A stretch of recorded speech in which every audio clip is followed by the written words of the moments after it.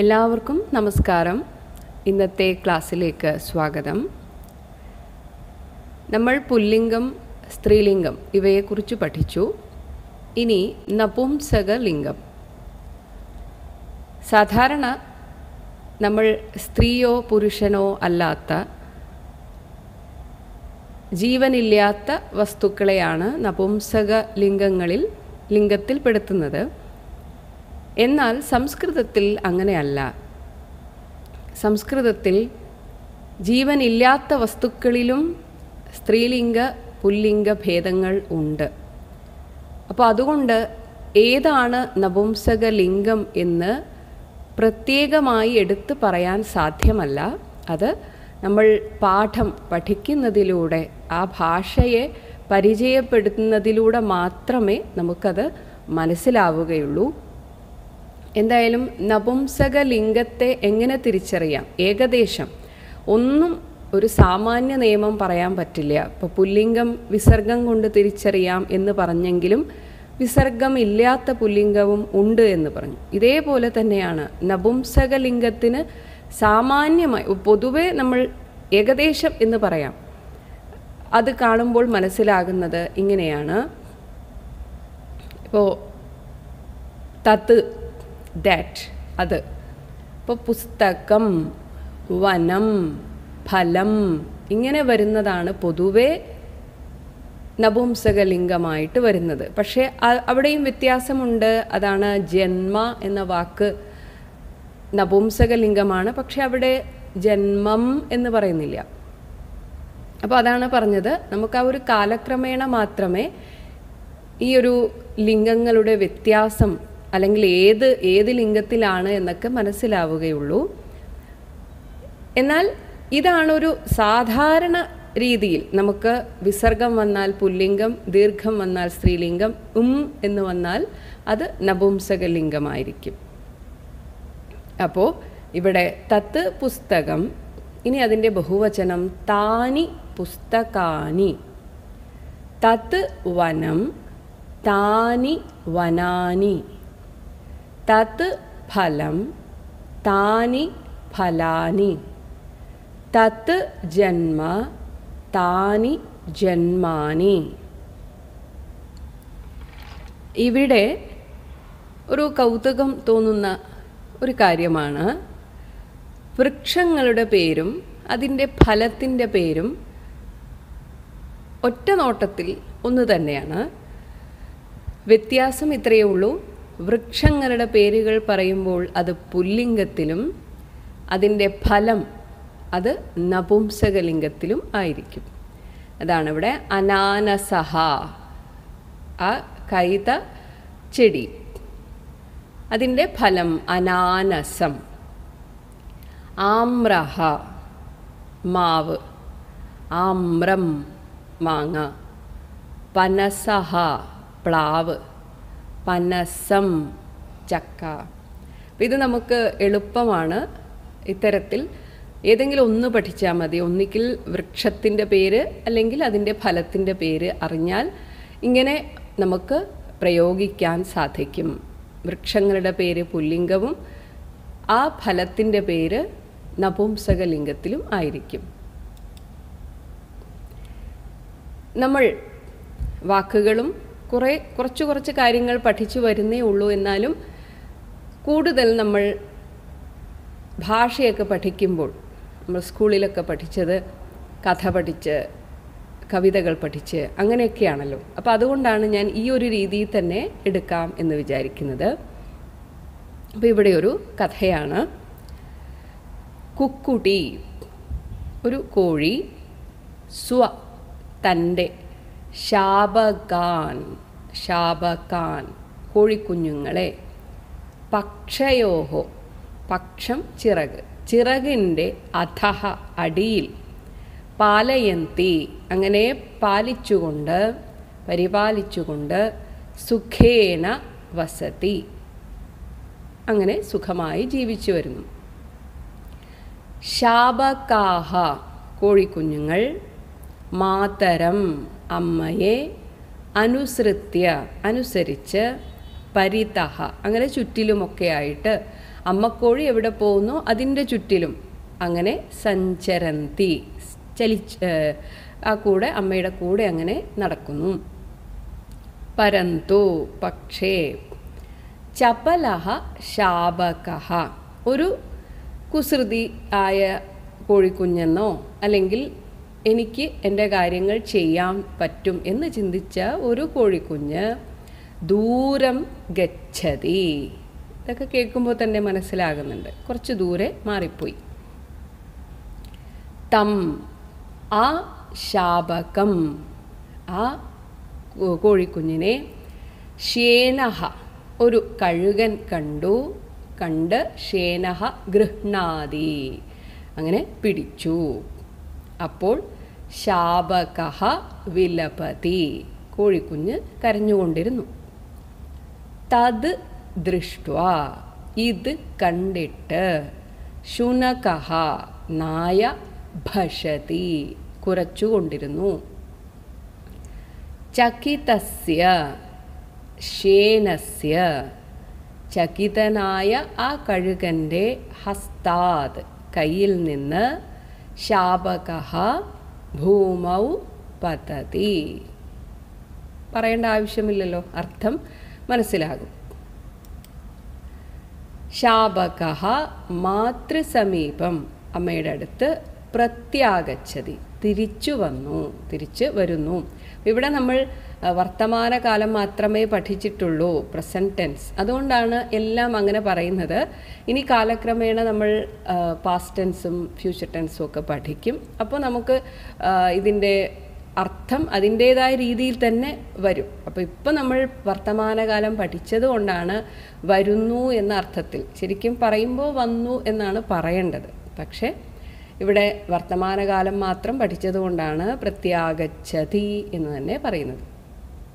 അപ്പോൾ ഇവിടെ ഇതിൻ്റെ ഒരു ഗുണപാഠം പറയുന്നു. പിതരൗ അനുസരണീയൗ അച്ഛനമ്മമാരെ എപ്പോഴും അനുസരിക്കണം. അപ്പോൾ ഈ ഒരു കഥയ്ക്ക് ഒരു 3 ചോദ്യമുണ്ട്. അപ്പോൾ ഞാൻ ഈ ചോദ്യത്തിൻ്റെ അർത്ഥവും പറയില്ല, ഉത്തരവും പറയില്ല, വായിക്കാം. അപ്പോൾ ഇത് കണ്ടിട്ട് പെട്ടെന്ന് മനസ്സിലാകും. അപ്പോൾ അതൊന്ന് നോക്കി അതിൻ്റെ ഉത്തരമൊക്കെ ഒന്ന് മനസ്സിൽ വെക്കുക. ഉത്തരം അടുത്ത ക്ലാസ്സിൽ പറയാം. ഒന്നാമത്തെ ചോദ്യം കഹ ചപലഹ ഭവതി. രണ്ടാമത്തത് ശേനഹ കം ഗൃഹ്ണാതി. 3 കഥായാഹ തത്വം കിം. അപ്പോൾ ഇതിൻ്റെ ഉത്തരങ്ങളൊക്കെ കണ്ടുപിടിച്ച് എഴുതി വെക്കുകയോ മനസ്സിൽ വെക്കുകയോ ചെയ്യാം. അപ്പോൾ അടുത്ത ആഴ്ച ഉത്തരം പറയാം. ധന്യവാദः. ശ്ലോക 5. നിർവ്യാപാരോപി നിഷ്കാരണമജ ഭജസേ യത് ക്രിയാമീക്ഷണാഖ്യാം തേനൈവോദേതി ലീനാ പ്രകൃതിരസതി കൽപ്പാപി കൽപ്പാദികാലേ തസ്യ സംശുദ്ധമംശം കമപി തമതിരോധായകം സത്വരൂപം സഹ സത്വം ധൃത്വാ ദധാസി സ്വമഹിമ വിഭവാകുണ്ഠ വൈകുണ്ഠരൂപം. Now the padachedah.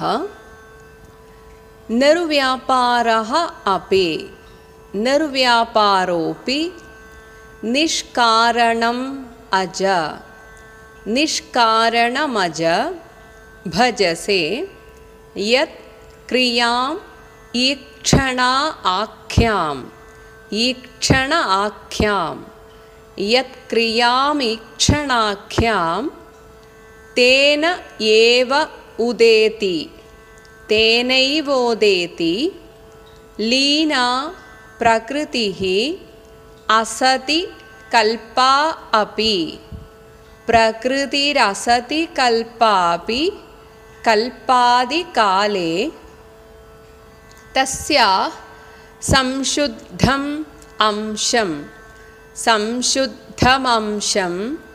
कमपि तं अतिरोधायकं तमतिरोधायकं सत्वरूपं सह त्वं धृत्वा दधासि स्वमहिम विभव अकुण्ठ स्वमहिम विभवाकुण्ठ वैकुण्ठ रूपम्. Now the Anvaya with meaning. Everyone has doubts. Why did he create this world? How was it created? That's what this shloka says. Aja, O birthless one. That supreme power is the only one who is always here. So he is known as Aja.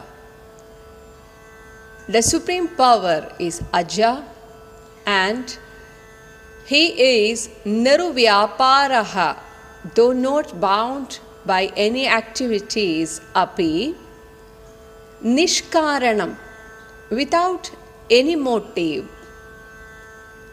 Ikshana Akhyam, Kriyam, the activity is known as Ikshana, the will to create.